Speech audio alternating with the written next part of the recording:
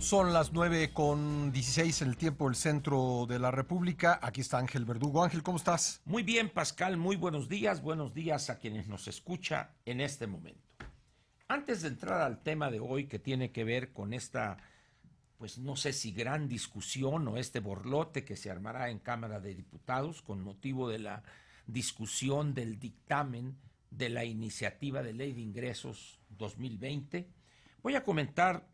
Ya ves que se ha calificado esto que resolvió un juez en relación con el proceso para la construcción casi idílica del aeropuerto en Santa Lucía. Pues yo podría decir, recordando aquella victoria de Pirro, que con una o dos victorias más como esta del presidente, pues yo creo que el país entraría en una debacle irrecuperable. La verdad, ¿Por qué Pascal, te lo parece?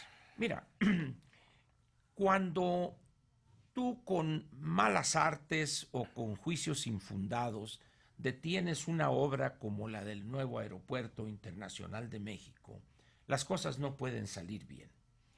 Cuando te domina la venganza o el afán de exhibir a una administración que se fue solamente, y dejas de lado los aspectos técnicos, los aspectos aeronáuticos y sobre todo la necesidad de una obra como esa en este país, prácticamente analizada desde el sexenio del presidente Zedillo.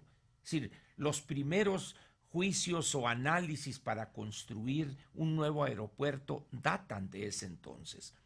Dudo que haya un proyecto de infraestructura en el país tan analizado, tan evaluado como es el proyecto.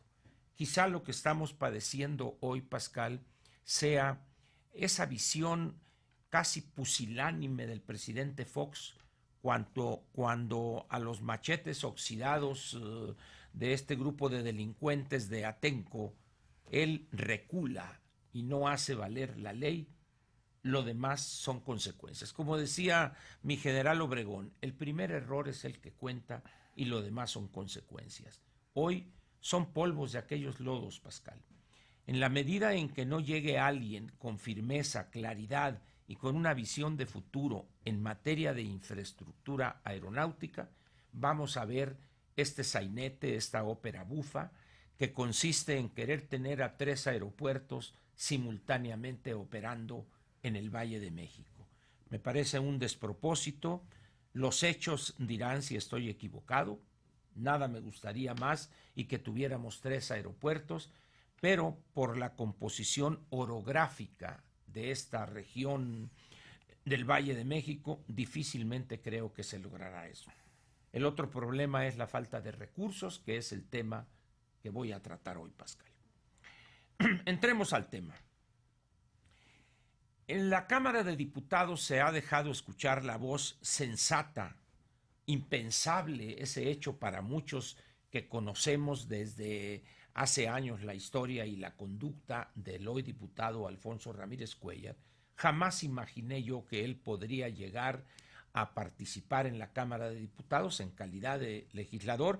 Antes participó en calidad de jinete, entró con su caballo rayándolo cual héroe de película mexicana de los años 50 o 40. Sin embargo, ha adoptado unas posiciones sensatas y objetivas y sobre todo una voz que está previniéndonos de lo que puede pasar en materia de finanzas públicas. Por desgracia, para el país y para él, prácticamente nadie le está haciendo caso, Pascal. El problema que tiene el diputado Ramírez Cuéllar es que no alcanzan los recursos. Es decir, no hay dinero para todo lo que está planteando en el proyecto, en el proyecto de decreto de presupuesto de egresos de la Federación para el año próximo. Ante eso, la teoría de las finanzas públicas es un tema muy estudiado. Tú no tienes más que reducir el gasto a lo que vas a obtener como ingresos del erario o elevar el nivel de deuda, autorizar más deuda para compensar eso y en ese momento empezar a rezar porque las condiciones del país en materia de deuda rozan ya niveles peligrosos. Alguien dirá, Bueno, 50% del PIB es un porcentaje muy pequeño frente a otros países, lo cual es cierto. Lo que no toman en cuenta estas personas es que la capacidad recaudatoria de esos otros países es el doble o quizá el triple de lo que recauda México. En esas condiciones no es comparable y un juicio así, además de aventurero, es totalmente equivocado. En esas condiciones, pues, ¿qué es lo que te queda? Aquel pronóstico, aquella proyección de superávit primario, es decir, los egresos del gobierno menos los ingresos antes del servicio de la deuda, era 0.7 del PIB. Sí. Entonces dice, bueno, pues muy fácil, reducimos el déficit, el superávit proyectado y con eso hacemos que alcancen los recursos. Vendemos el sillón de la casa. Efectivamente, o sea, ¿dónde nos vamos a sentar a la hora de comer? Con ladrillos, con tablas, pero esa no es solución. ¿Por qué, Pascal? Porque si tú jalas el porcentaje de superávit a la baja, vas a resolver el problema inmediato de que te cuadren las cifras, pero mañana no vas a tener o vas a tener que pedir eso que vas a gastar, lo vas a tener que pedir en forma de deuda porque tienes que pagar el servicio de la deuda pública del sector público federal. Y dos, vas a mandar una señal muy negativa. Totalmente de acuerdo. Ahí toda aquella idea, que además no está debidamente sustentada, porque la teoría de las finanzas públicas establece que lo sano es obtener un superávit primario de un monto tal que con ese superávit puedas liquidar el servicio de la deuda. Cuando tú no tienes eso, tienes que endeudarte, Pascal, para pagar el servicio, los intereses de tu deuda.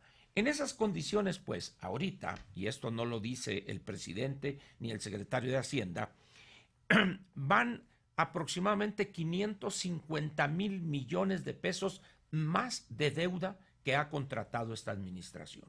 Si las cosas siguen como van, en lo que resta del año posiblemente tengan que contratar 200,000 millones de pesos más, acercándose a los 11 billones de pesos. Pero con lo que se está planteando, para el año que entra es muy posible que tengas que pedir otros 600, 700,000 millones de pesos y así te vas a ir. ¿Por qué?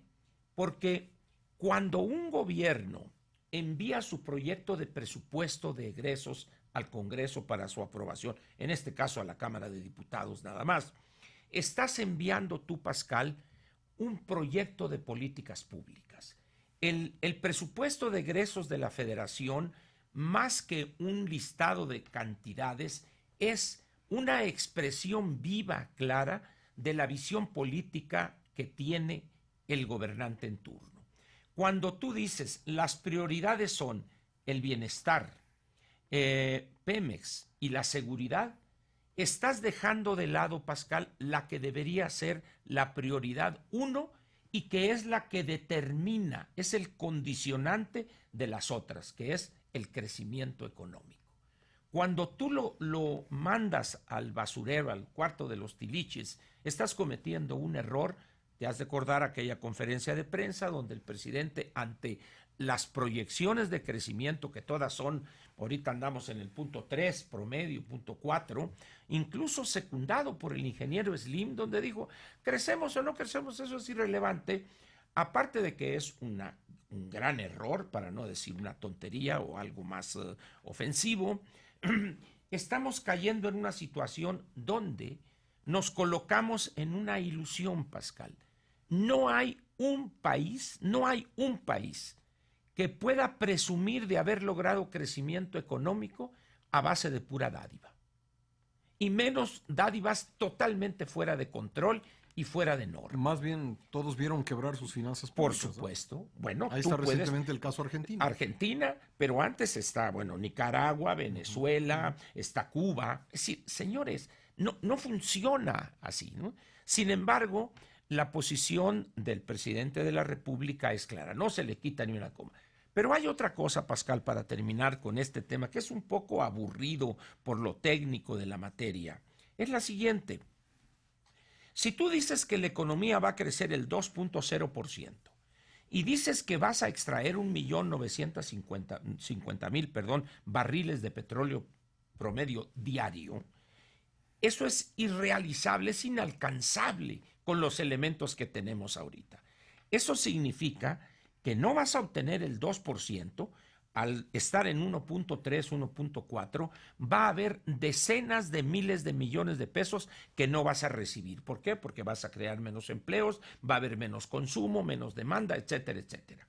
Pero luego, si te vas a los barriles, si en vez de 1.951 estás en la vecindad del 1.800.000, va a haber también una caída en el ingreso de ingresos petroleros.